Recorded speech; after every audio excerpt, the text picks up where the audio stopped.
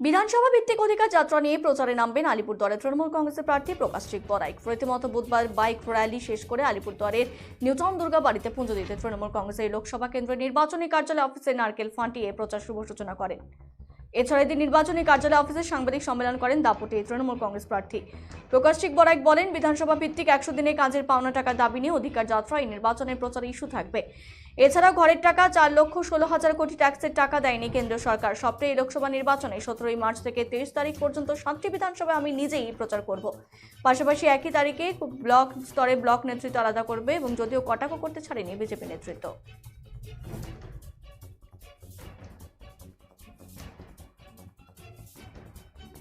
পলিসিতে আমাদের এই কর্মসূচি হবে, আমার কর্মসূচি হবে। আমি যেখানে যেখানে থাকবো অ্যাসেম্বলি ওয়াইজ বলে দিতেছি কোন অ্যাসেম্বলিতে কোন দিন থাকবো।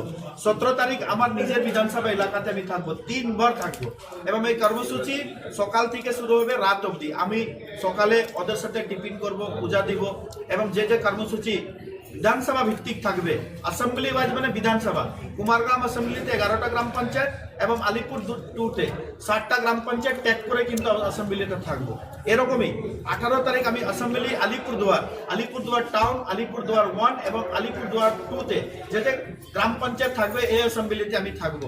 সেম পলিসিতে আমি তুফানগঞ্জে থাকবো 9 মার্চ 2024 19 মার্চ 2024। এরকমই 20 তারিখ আমি থাকবো কালচিনি বিধানসভাতে। কিন্তু মন্ত্রী মহাশয়া আসেন নাই এবং আমাদেরকে ওইখান থেকে অ্যারেস্ট করা হলো। কেন অ্যারেস্ট করা হলো? বাংলার টাকা চাইতে গিয়ে আমরা অ্যারেস্ট হলাম দিল্লি সরকারের হাতে, দিল্লি পুলিশ হাতে। কিন্তু আমাদের জননেত্রী মাননীয় মুখ্যমন্ত্রী মমতা বন্দ্যোপাধ্যায় যে রেড রোডে যে আন্দোলন করেছিলেন,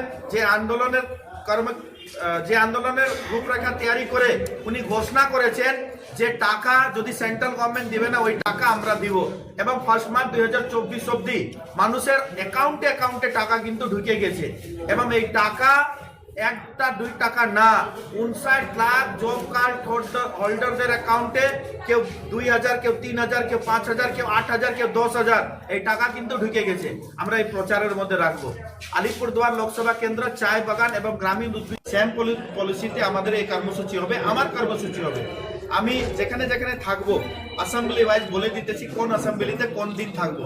17 তারিখ আমার নিজের বিধানসভা এলাকাতে আমি থাকবো, 3 বার থাকবো এবং এই কর্মসূচি সকাল থেকে শুরু হবে রাত অবধি। আমি সকালে ওদের সাথে টিফিন করব, পূজা দিব এবং যে যে কর্মসূচি বিধানসভা ভিত্তিক থাকবে, অ্যাসেম্বলি ওয়াইজ মানে বিধানসভা, কুমারগ্রাম অ্যাসেম্বলিতে 11।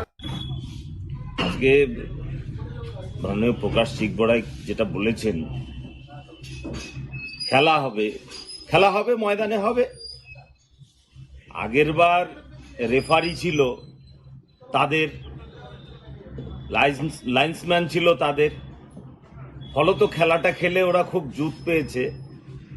এবারে খেলাটা খেলে খুব জুত হবে না, চিন্তা নেই, মাঠে লড়াই হবে, লড়ার জন্য বিজেপি প্রস্তুত। আর ওরা যেটা বলেছে অধিকার যাত্রা, হিসাব দেব না শুধু টাকা নেব, সাধারণ মানুষ আজকে বুঝে গেছে। এবং 100 দিনের কাজ, যারা 2013 সালে 14 সালে মারা গেছে, তারা 2021 সাল পর্যন্ত মাটি কেটেছে, তাদের টাকাগুলো কোথায় গেল সেগুলোর হিসাব দিন। টাকা দেওয়ার জন্য মোদী সরকার প্রস্তুত ছিলেন, কিন্তু আপনারা হিসাব দেবেন না, টাকা নেবেন, এগুলো বলে লাভ হবে না।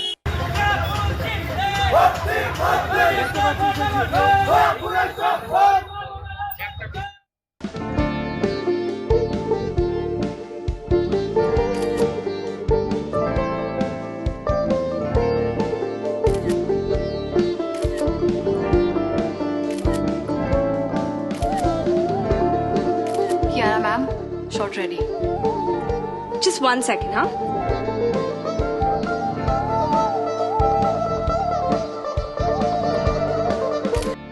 Simco Gold and Diamond, RRN Road, Old Post Office Para South, Coach Bihar.